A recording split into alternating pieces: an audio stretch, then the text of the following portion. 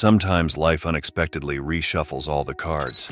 Have you ever found yourself on the brink of seeing the true faces of those you knew and trusted? What if this moment occurred in front of the entire city at a glittering gala? That's exactly how my story begins. That night, I was at an award ceremony attended by the city's leading figures, a moment to crown years of effort, a moment of success. But what could possibly be hiding behind everyone's smiles?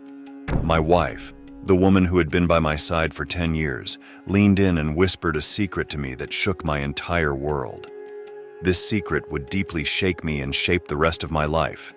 If it were you, how would you handle the shock of such a moment? How would you deal with the internal storms without letting anyone around you notice?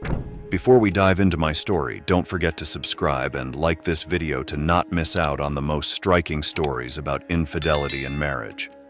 Now, I invite you to join me on this emotional journey. Are you ready? Let's begin the video.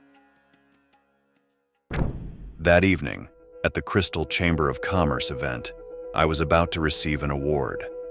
My wife Sarah and I had been married for 10 years.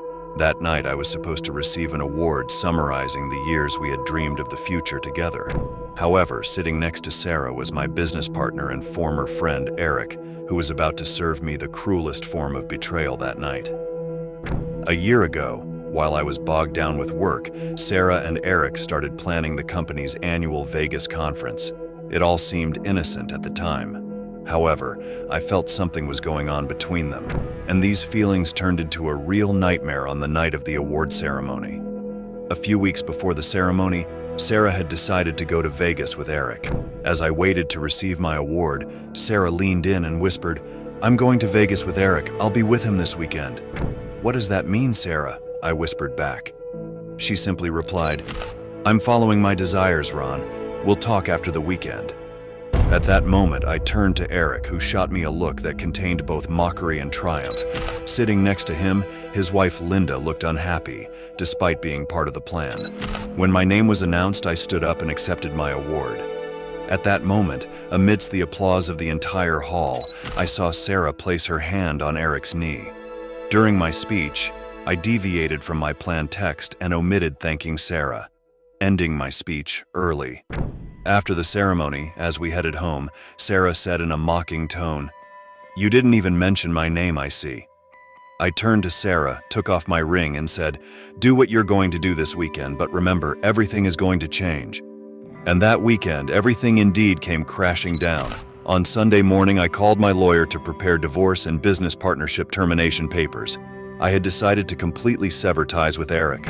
On Monday morning, I received a message from Sarah. They were in Vegas, and she wrote that they were having a great time. The message carried a dose of mockery and challenge. Eric had expressed his discomfort with our partnership several times and had started to see me as a rival. Sarah, perhaps due to the long-standing issues in our relationship, might have been looking for a way to get revenge on me. They both seemed to be using their relationship to belittle me. I sent these messages to my lawyer to use as evidence of Sarah's infidelity. I spent that day at the bank.